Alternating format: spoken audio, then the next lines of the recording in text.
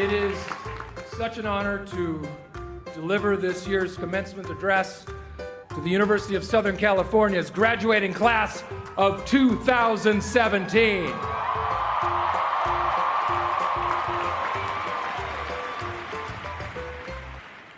I would like to say thank you, graduates, for that warm welcome. I would also like to apologize to all the parents who are sitting there saying, Will Ferrell, why Will Ferrell? I hate Will Ferrell. I hate him. I hate his movies. He's gross. Although he's much better looking in person. Has he lost weight? By the way, that discussion is happening out there right now. Today, I have also received an honorary doctorate, for which I would like to give my thanks to President Max Nikias. I would also like to recognize my esteemed fellow honorary doctorate, Suzanne Dworak-Peck, a great humanitarian and visionary in the field of social work.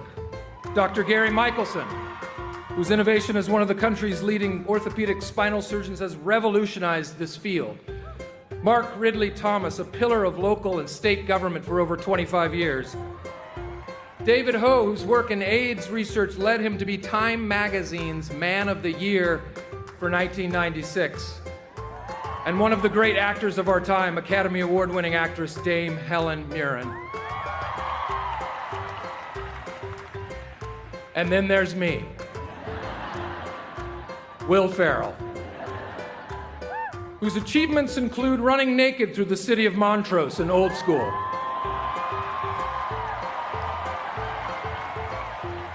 Montrose in the house, all right. Running around in my underwear and racing helmet, thinking that I'm on fire as Ricky Bobby in Talladega Nights. Running around in elf tights, eating gum off the ground. And playing cowbell. I think my fellow doctorates would agree, based on our achievements, we are all on equal footing. I want the university to know that I do not take this prestigious honor lightly. I've already instructed my wife and my children from this point on, they have to address me as Dr. Ferrell. There will be no exceptions, especially at our children's various school functions and when opening Christmas presents. Yay, we got the new Xbox. Thank you, Dad. I mean, Dr. Ferrell. I've been informed that I can now perform minimally invasive surgery at any time or any place, even if people don't want it. In fact, I am legally obligated to perform minor surgery at the end of today's ceremonies, or my doctor's degree will be revoked. So if anyone has a sore tooth that needs to be removed or wants hernia surgery, please meet me at the surgery center. By surgery center, I mean a windowless van I have parked over by the Coliseum. The next time I'm flying and they ask if there's a doctor on board, I can now confidently leap to my feet and scream, I'm a doctor. What can I do? Yes, no problem. I can absolutely deliver that baby. Hopefully it will be on United Airlines.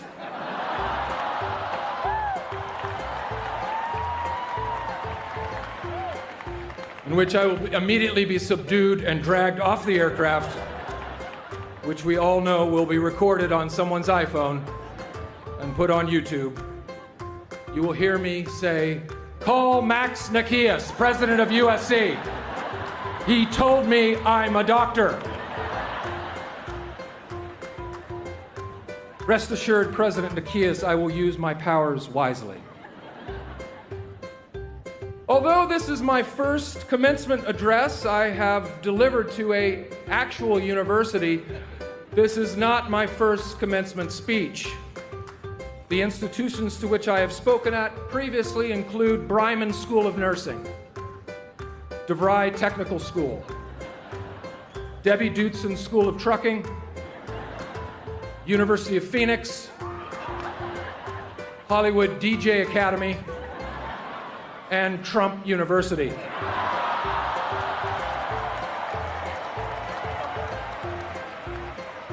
I'm still waiting to get paid from Trump University. In fact, it turns out I owe Trump University money for the honor to speak at Trump University.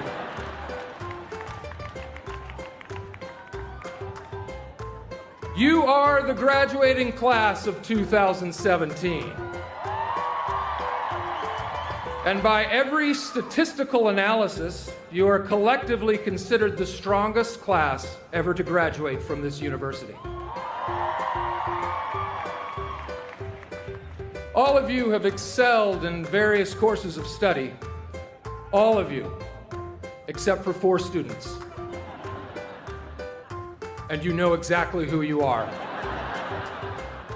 If you would care to stand and reveal yourself right now, that would be great. Those 4 students. There's 1, 2, 3, 4, 5, 6, 8, more like 20. Very honest of you. It is incredibly surreal, one might even say unbelievable, that I get to deliver this address to you. As a freshman in the fall of 1986, if you were to come up to me and say that in the year 2017, you, Will Ferrell, will be delivering the commencement address for USC, I would have hugged you with tears in my eyes. I then would have asked this person from the future, does that mean I graduated? Yes, you did, says the person from the future. What else can you tell me about the future? Future person turns to me and says, I can tell you that you will become one of the most famous alumni of this university, mentioned in the same breath as John Wayne, Neil Armstrong, and Rob Kardashian.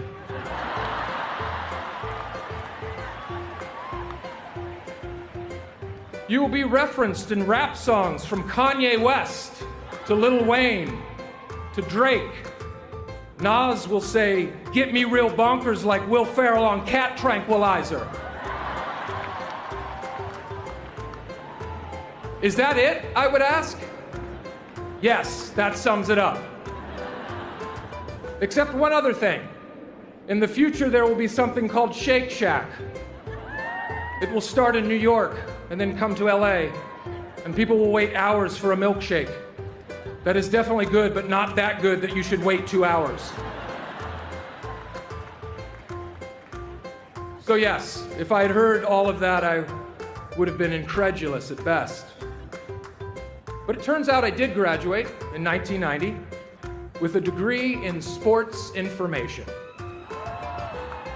Yes, you heard me, sports information. A program so difficult, so arduous, that they discontinued the major 8 years after I left.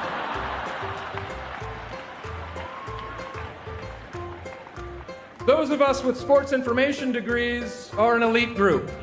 We are like the Navy SEALs of USC graduates. There are very few of us, and there was a high dropout rate. So, I graduate, and I immediately get a job right out of college, working for ESPN, right? Wrong. No, I move right back home. Back home to the mean streets of Irvine, California. Yes, Irvine always gets that response. Pretty great success story, right? Yeah, I moved back home for a solid 2 years, I might add. And I was lucky, actually. Lucky that I had a very supportive and understanding mother who's sitting out there in the crowd who let me move back home. And she recognized that while I had an interest in pursuing sportscasting, my gut was telling me that I really wanted to pursue something else. And that something else was comedy. For you see, the seeds for this journey were planted right here on this campus.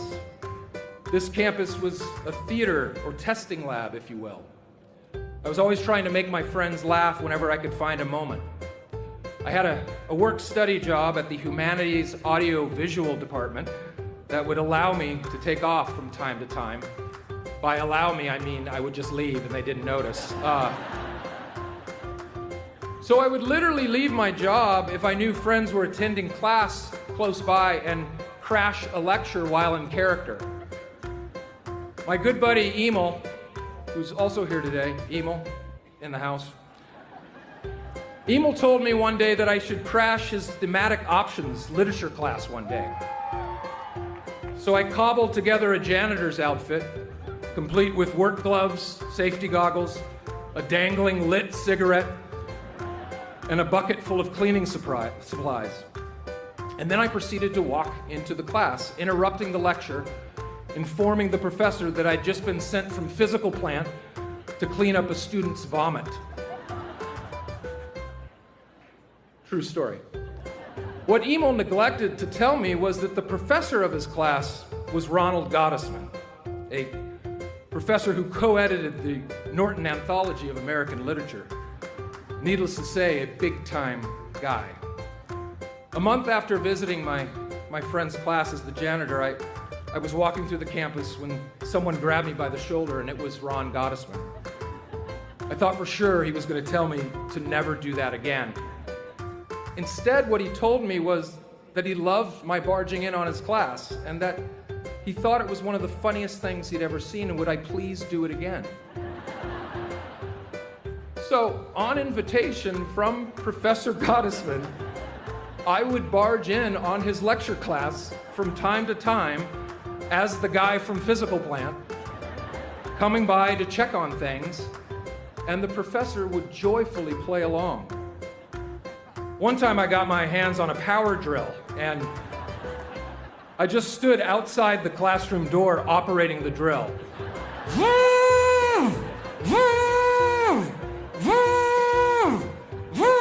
For a good minute. Unbeknownst to me, Professor Gottesman was wondering aloud to his class, I wonder if we're about to get a visit from our physical plant guy. I then walked in as if on cue, and the whole class erupted in laughter. After leaving, Professor Gottesman then weaved the surprise visit into his lecture on Walt Whitman and the leaves of grass. Moments like these encouraged me to think that maybe I was funny to whole groups of people who didn't know me.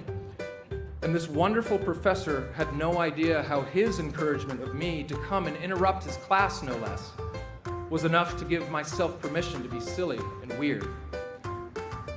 My senior year, I would discover a comedy and improv troupe called the Groundlings, located on Melrose Avenue. This was the theater company in school that gave the starts to Lorraine Newman, Phil Hartman, John Lovitz, Pee Wee Herman, Conan O'Brien, Lisa Kudrow, to name a few. Later, it would become my home, where I would meet the likes of Chris Kattan, Sherry O'Terry, Anna Gasteyer, Chris Parnell, Maya Rudolph, Will Forte, and Kristen Wiig. I went to one of their shows during the spring semester of my senior year, and in fact, got pulled up on stage during an audience participation sketch. I was so afraid and awestruck at what the actors were doing that I didn't utter a word. And even in this moment of abject fear and total failure, I found it to be thrilling to be on that stage. I then knew I wanted to be a comedic actor.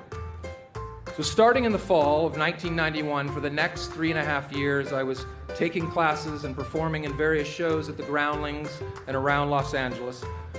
I was even trying my hand at stand-up comedy. Not great stand-up, mind you, but enough material to get myself up in front of strangers. I would work the phones to invite all my SC friends to places like Nino's Italian restaurant in Long Beach, the San Juan Depot in San Juan Capistrano, and the Cannery in Newport Beach. And those members of my Trojan family would always show up. My stand-up act was based mostly on material derived from watching old episodes of Star Trek. My opening joke was to sing the opening theme to Star Trek.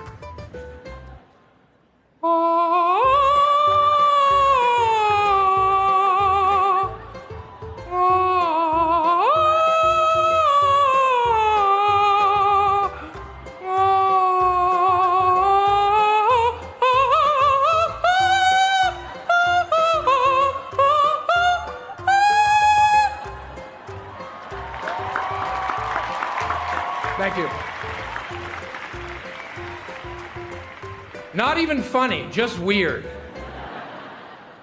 But I didn't care. I was just trying to throw as many darts at the dartboard, hoping that one would eventually stick. Now, don't get me wrong, I wasn't extremely confident that I would succeed during this time period. And after moving back to LA, there were many a night where, in my LA apartment, I would sit down to a meal of spaghetti topped with mustard, with only $20 in my checking account, and I would think to myself, oh well, I can always be a substitute school teacher. And yes, I was afraid. You're never not afraid. I'm still afraid.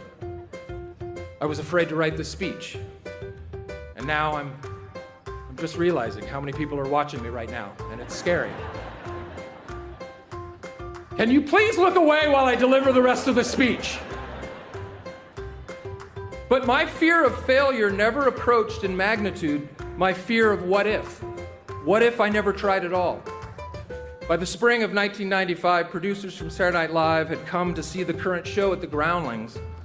After 2 harrowing auditions and 2 meetings with executive producer Lorne Michaels, which all took place over the course of 6 weeks, I got the word. I was hired to the cast of Saturday Night Live for the 95-96 season.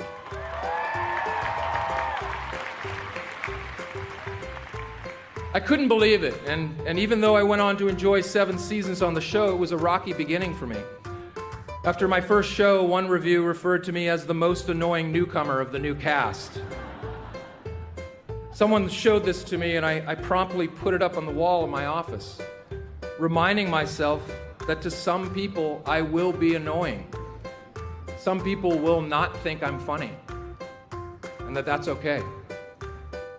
One woman wrote to me and said she hated my portrayal of George W. Bush.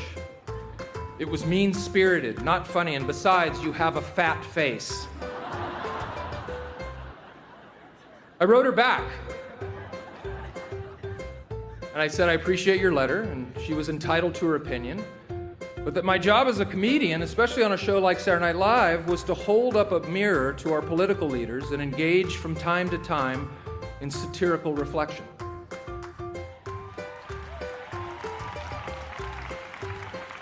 As for my fat face, you are 100% right. I'm trying to work on that. Please don't hesitate to write me again if you feel like I've lost some weight in my face. The venerable television critic for the Washington Post, Tom Shales, came up to me during my last season of the show. He told me congratulations on my time at the show, and then he apologized for things he had written about me in some of his early reviews of my work. I paused for a second before I spoke, and then I said, "How dare you, you son of a bitch?" I could tell this startled him, and then I told him I was kidding, and that I'd never read any of his reviews.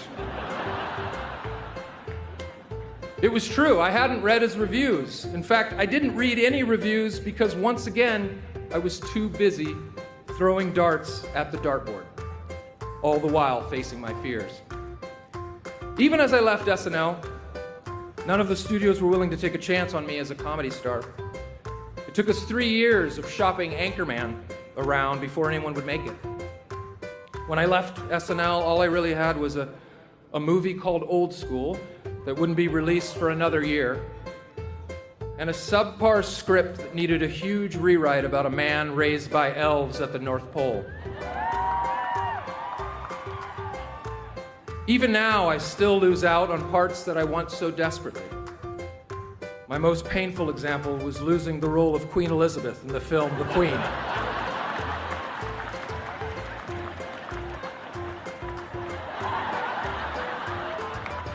Apparently, it came down to 2 actors, myself and Helen Mirren. The rest is history. Dame Helen Mirren, you stole my Oscar!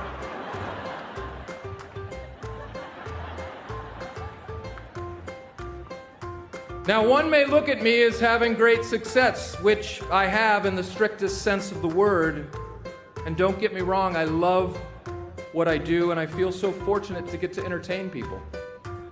But to me, My definition of success is my 16-and-a-half-year marriage to my beautiful and talented wife, Vivica. Success are my 3 amazing sons, Magnus, 13, Matthias, 10, and Axel, age 7. Right there. Stand up, guys. Take a bow. There you go.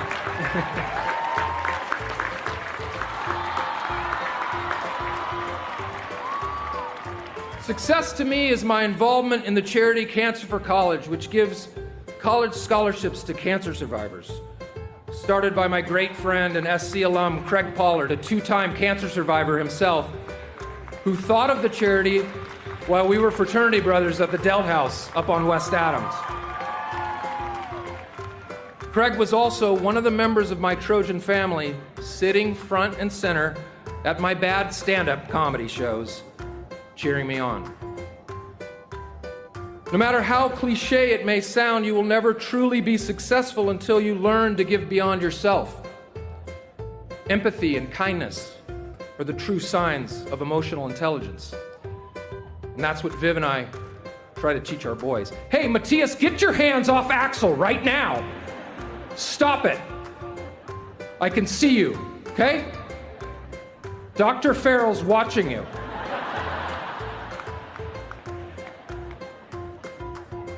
To those of you graduates sitting out there who have a pretty good idea of what you'd like to do with your life, congratulations. For many of you who maybe don't have it all figured out, it's okay. That's the same chair that I sat in. Enjoy the process of your search without succumbing to the pressure of the result. Trust your gut. Keep throwing darts at the dartboard. Don't listen to the critics, and you will figure it out.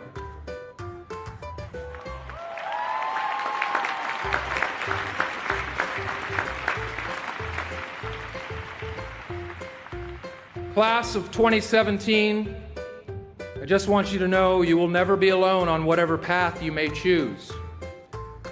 If you do have a moment where you feel a little down, just think of the support you have from this great Trojan family.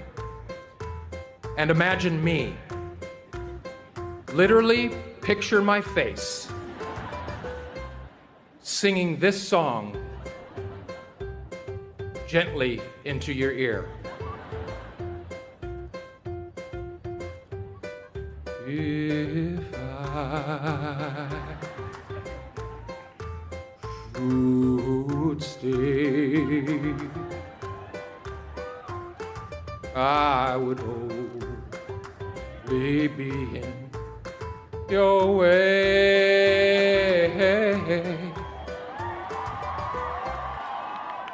So I'll go, but I know I'll think of you every step of the way. And I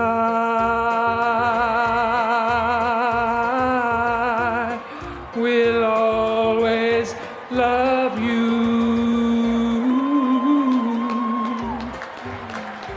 Will always love you.